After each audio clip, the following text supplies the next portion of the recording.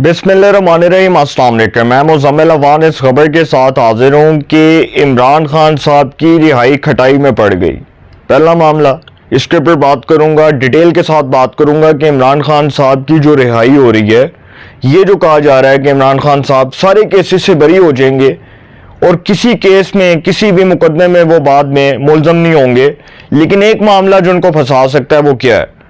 Might be possible, Pakistan के सियासी leader हैं और सियासतदानों पर केसेस बनते हैं, बाद में अदालतों से रिलीफ मिलते हैं, लेकिन इमरान खान साहब की रिहाई खटाई में कैसे पड़ सकती है, इसके ऊपर बात करूंगा। दूसरा मामला कि मरियम नवाज को 100 में से 100 नंबर मिले।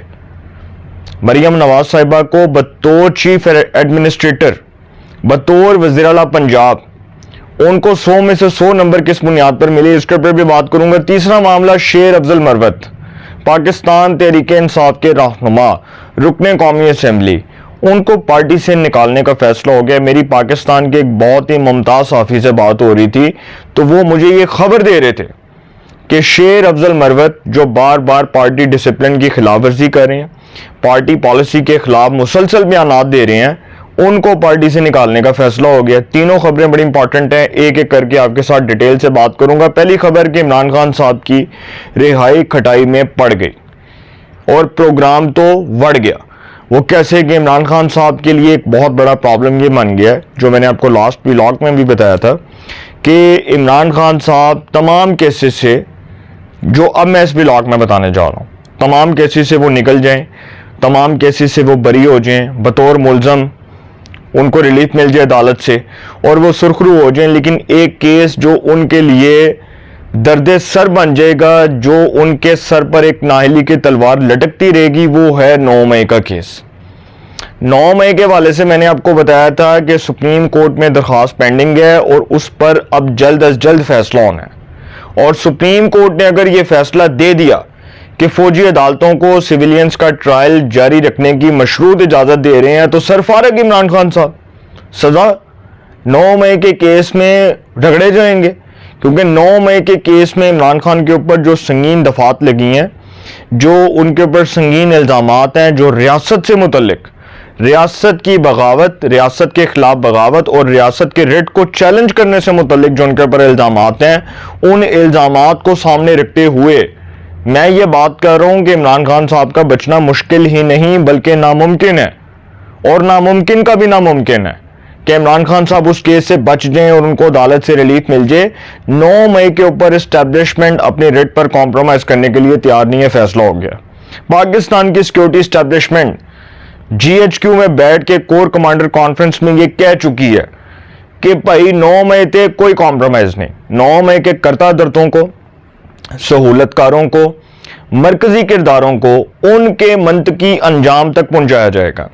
फैसला हो गया, 9 मई पर कोई कॉम्प्रोमाइज नहीं होगा, फौज ने फैसला कर लिया। तो इमरान खान साहब को 9 मई के अंदर सजा हो जाएगी और उनकी रिहाई खटाई में बढ़ जाएगी।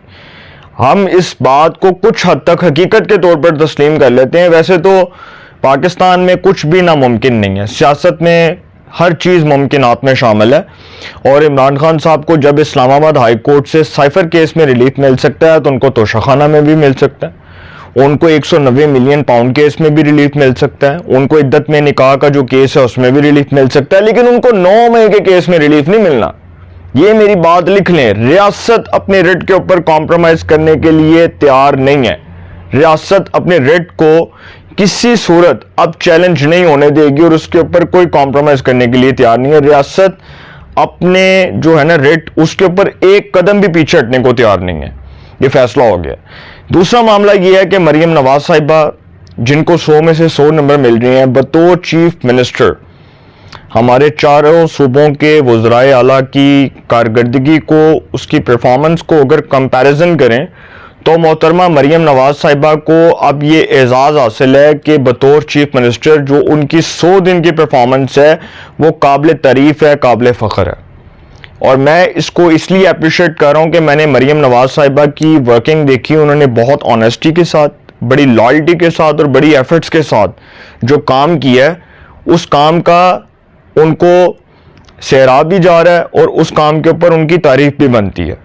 ख़ास करके जो ईद के दिन थे, बड़ी ईद हुई और बड़ी ईद पे जो हमने देखा कि जो लोग पहले अलाइशें गिराते होते थे, सड़क के ऊपर जाकर वो उजरी गिरा दी और इतनी स्मेल आ रही होती थी, और फिर लोग क्या करते थे कि कोई जो है वो खाली प्लॉट में कोई चीज़ें गिरा देता था। मरियम नवाज साहिबा ने LWMC की जो जिम्मेदारियां लगाई बतौर चीफ मिनिस्टर पंजाब, जो उन्होंने इस इदारे से काम लिया है, सर इसके ऊपर उनको अप्रिशिएट करना चाहिए। उनकी 100 दिन की जो परफॉर्मेंस है बतौर वज़ीर आला पंजाब, वो काबिल तारीफ़ है, काबिल फ़ख्र है, बाइस फ़ख्र है, इसलिए कि मरियम नवाज साहिबा जो काम कर रही हैं वो नज़र आ रहे हैं।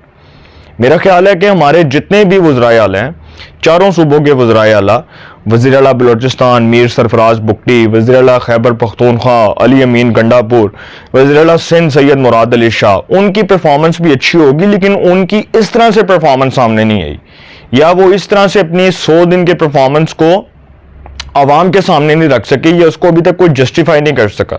लेकिन मरियम नवाज साहिबा ने जो काम किए हैं वो नजर आ रहे हैं। 100 दिन की उनके परफॉर्मेंस पर उनको अप्रिशिएट करना चाहिए। और मैं उन लोगों के मुंह बंद करवाना चाहता हूं जो ये कह रहे थे ਉਹ मरियम नवाज तो उस्मान बुज़दार ए दोवी बेड़ा गर्क कर देंगे पंजाब दा, ठीक है।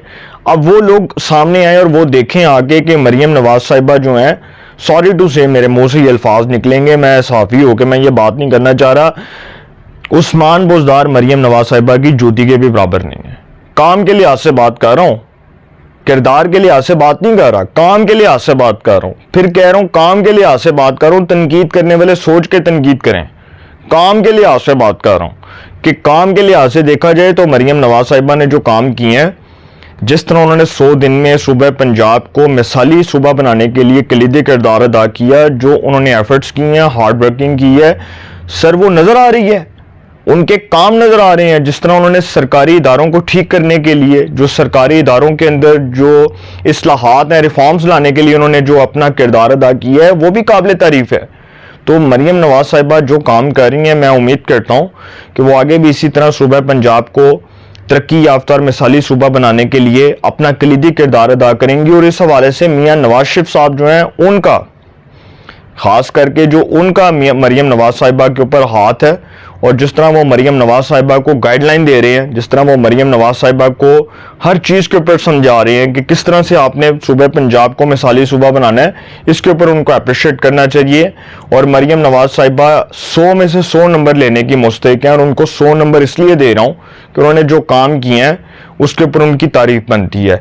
तीसरा मामला ये है कि शेर अफजल मरवत, पाकिस्तान तहरीक इंसाफ के रहनुमा, 2024 के आम इंतखाबात जनरल इलेक्शंस में लकी मरवत से पाकिस्तान तहरीक इंसाफ के रहनुमा शेर अफजल मरवत इलेक्शन कॉन्टेस्ट करते हैं। डेफिनेटली आज़ाद हैसियत में लड़ते हैं, क्योंकि PTI के पास बल्ले का निशान नहीं होता, तो वो तहरीक इंसाफ के हमायत याफ्ता उम्मीदवार होते हैं।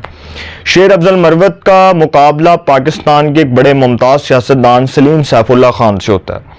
सलीम सैफुल्लाह खान जिनका लकी मरवत से ताल्लुक़ है, और लकी मरवत KPK का वो इलाका है जहाँ पर उनका बड़ा नाम है। शेर अफजल मरवत साहब के मुकाबले में जो सियासतदान इलेक्शन कॉन्टेस्ट कर रहे थे वो थे सलीम सैफुल्लाह खान, जो साबिक वफाकी वजीर भी रहे हैं, पाकिस्तान मुस्लिम लीग काफ से भी उनका ताल्लुक़ रहा, और मुस्लिम लीग नून में भी रहे। तो सलीम सैफुल्लाह खान साहब जो हैं, उनके मुकाबले में वो इलेक्शन कॉन्टेस्ट कर रहे होते हैं, और शेर अफजल मरवत साहब जो है इनको कामयाबी मिलती है। अब जो सलीम सैफुल्लाह खान साहब हैं वो भाई हैं अनवर सैफुल्लाह खान साहब के। अनवर सैफुल्लाह खान साहब जो हैं वो सेनेटर भी रहे हैं पीपल्स पार्टी के, और खैबर पख्तूनख्वा पीपल्स पार्टी के सदर भी रहे हैं। तो शेर अफजल मरवत साहब को कामयाबी मिलती है, वो कौमी असम्बली के रुकन बनते हैं। लेकिन उसके बाद जो कोर कमेटी के अंदर इख्तलाफात होते हैं, तहरीक इंसाफ की कोर कमेटी के अंदर जो प्रॉब्लम्स आते हैं, जिस तरह इख्तलाफात खुलकर सामने आते हैं, उसके बाद देखा जाता है कि शेर अफजल मरवत मुसलसल पार्टी पॉलिसी के खिलाफ बयानात दे रहे हैं, एक तसलसल के साथ दे रहे हैं, और एक जो है ना उन्होंने एक थीम बना ली है कि वो बार बार पार्टी पॉलिसी के खिलाफ बोल रहे हैं। कभी वो सीनियर क़यादत के खिलाफ बोलते हैं, कभी वो किसी रहनुमा को टारगेट करते हैं। तो मेरी पाकिस्तान के एक जय्यद सहाफ़ी से बात हो रही थी, मैं उनका नाम नहीं लूँगा क्योंकि नाम लेना फिर गलत बात होती है। तो जब मेरी उनसे बात हुई तो उन्होंने कहा कि मैं तुम्हें खबर देता हूँ। मैंने कहा जी सर मुझे खबर दें। उन्होंने कहा मैं तुम्हें खबर दे रहा हूँ, आज ये लिख लो मेरी बात, कि वो शेर अफजल मरवत जो है उसको पार्टी से निकालने का फैसला हो रहा है, और ये फैसला तहरीक इंसाफ के अंदर से हो रहा है, और ये फैसला करने वालों में गौहर खान साहब हैं, इसमें वो जो है उमर अयूब साहब हैं, असद कैसर साहब हैं और भी बहुत से लोग हैं। उन्होंने कहा कि बहरहाल ये जो 3 लोग हैं ये चाहते हैं कि शेर अफजल मरवत को पार्टी से किक आउट कर दिया जाए। और इमरान खान से जब अडियाला जेल में मुलाकात करने जाती है पार्टी की सीनियर क़यादत, तो उन्होंने बताया कि वहाँ पर जाकर ये लोग इमरान खान के ज़हन में ये बात डालते हैं कि शेर अफजल मरवत जो है ना, ये पार्टी को नाकाबिले तलाफी नुकसान पहुंचा रहा है और उसको पार्टी से निकाल दिया जाए। इवन के शेर अफजल मरवत ने तो ये भी कहा था कि मेरे खिलाफ पार्टी के अंदर साजिश हो रही है, बगावत हो रही है। तो सर शेर अफजल मरवत साहब जो हैं उनको किसी दुश्मन की ज़रूरत नहीं है, दुश्मन उनके साथ बैठे हुए हैं। जो उनके दोस्त हैं, जो आज के दोस्त हैं, वो कल के दुश्मन हैं। सिर्फ इतना ही कहूँगा, अपनी राय का कमेंट्स में ज़रूर इज़हार कीजिएगा। इंशाल्लाह एक नए सेगमेंट के साथ फिर मुलाकात होगी। अपना बहुत ख्याल रखिएगा। आला निगहबान।